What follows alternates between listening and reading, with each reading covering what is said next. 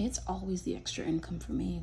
Welcome back, guys, to another video slash budget with me. My name is Juliet Celeste. Hopefully your favorite first generation Haitian American woman living in Florida, particularly down south. In today's video, we will be talking about paycheck number 2 for the month of May. And this second paycheck for the month is going to be from part-time job number 2. Like I told you guys, I think in a previous video or two, I worked Formula 1. I worked Friday through Sunday. They were 12-hour shifts. However, I did have to show up an hour, sometimes 2 hours before the whole shindig. So I'll give you an example. Friday was from I think it was from 9 to 9, but I showed up earlier because I had to. Saturday was from 8 to 8, showed up earlier. Saturday was 7 to 7, and Sunday was 8 to 8. So in total, the minimum required of me was to work 38 hours. I worked that and then some. But in this paycheck, it will only cover training that I did the Wednesday before, the Friday Formula 1, Friday, and then Saturday. So I ended up working, I believe, a total, I'm gonna put it here because I was doing some random math up there, 27.71 hours for this paycheck.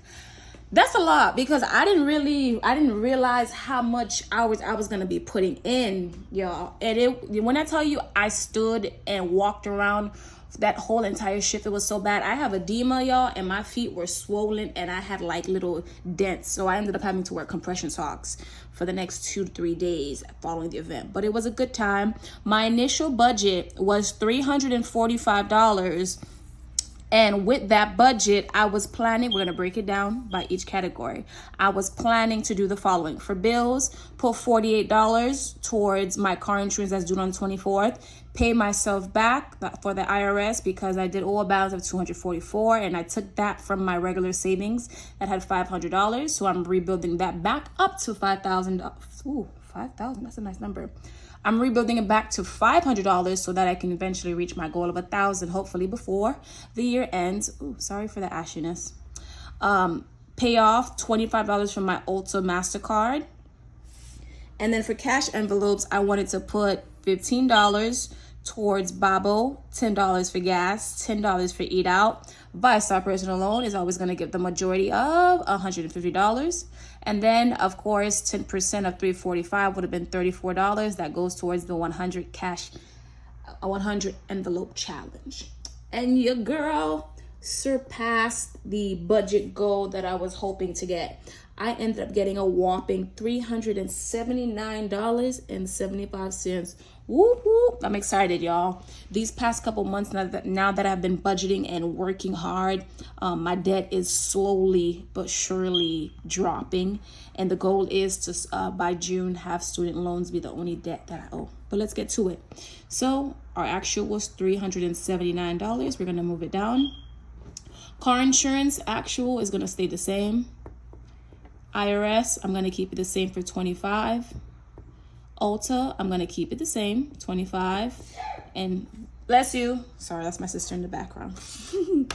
Just to double check our math. 48 plus 25 plus 25 is 98. Now, before I start subtracting all the extra stuff, I know I'm weird. I know some people will be like, why couldn't you just do the amount left? Let me go back and see if I want to do anything else. Let me automatically put 10% is usually $37.97. I'm not rounding to 38. I'm going to keep it at 37. I just wanted to do that before I then did the amount left. And I'm also going to do this as well. ViStar, I'm always going to do that 150. I'm going to bring that 150 here. So the budget is the actual amount. No savings, nada. Okay. Now let's go back to bills. $379.75 minus the $98 in bills leaves me with $281.75. What I'm gonna do is I want to see if I have extra money left because gas, my car is a gas guzzler and I have to use 91. Yeah, I have to use 91 gas. And so that gas price has been going up and down, and I need to put a little bit more towards my gas cash envelope to fill up my tank. So let me pause this and I'm gonna go to debt. Now, $281.75 minus the $150 for ViStar is $131. And then when I subtract the $37, I'm left with $94 to go towards some cash envelopes. I think for Bible, I'm gonna keep it at 15. Yeah, I'm gonna keep it at 15. For gas, instead of 10, I think for my last budget, I did 20. To fill up my tank is 45, so I need 25. So if I have 10, that means I'm gonna make it, excuse me, y'all. Ooh, sorry, y'all, I'm so sorry, excuse me.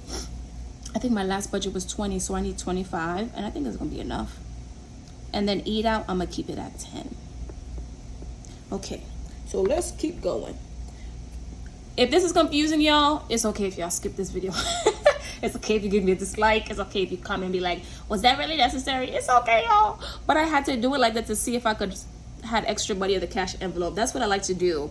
I don't know if you guys do it too, but if I see my budget was under and I do have extra money to go towards certain envelopes or even certain bills, I will make sure I subtract these from that total of $281 and compare that remaining balance to my budget, i.e. it was supposed to be $35 and y'all saw I had 94 and some change, and I added some more to the actual number. Okay, so we had $281.75 after paying those 3 bills. Now, instead of our cash envelopes being 35, they are going to be 15 plus 25 plus 10. They're going to be 50. And then we're going to subtract that from $281.75. That's going to leave us with $231.75. We're going to subtract our ViStar payment. We're going to be left with $81.75. And then, of course, our 100 envelope challenge is 37. It's going to leave us with $44.75. That's still a beautiful number, y'all. That's gonna roll over. I have a couple bills that that's higher than normal for this month that I'm gonna have to pay, so I'm crunching and making sure that I have certain cash envelopes. When they're low, I fill them after, of course, paying attention to ViStar and Ulta. Now that Care Credit is paid off, it's such a great thing to say. Okay, so let's wrap up this video, y'all. So the budget was actually surpassed.